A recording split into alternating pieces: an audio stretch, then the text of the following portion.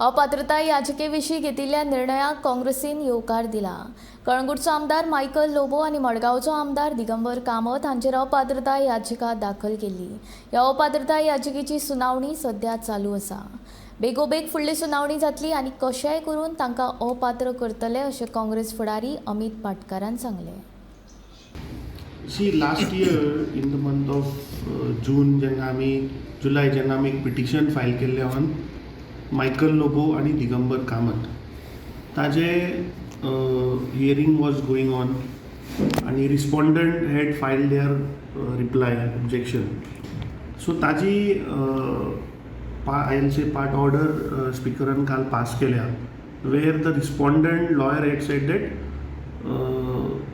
I cannot file the disqualification petition because I am not the member of the elected assembly. So speaker has cited the Odisha judgment and he has dismissed their objection and he has upheld our case. And now the speaker has said that he will hear the case on merit.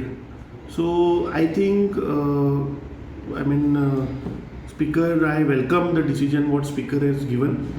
म्हाका दिसता की ताणें जे constitution आनी जे एक जे ले डावन आसा रूल, म्हाका दिसता ते ताणें फॉलो केल्या and I welcome the decision. Now we have to wait end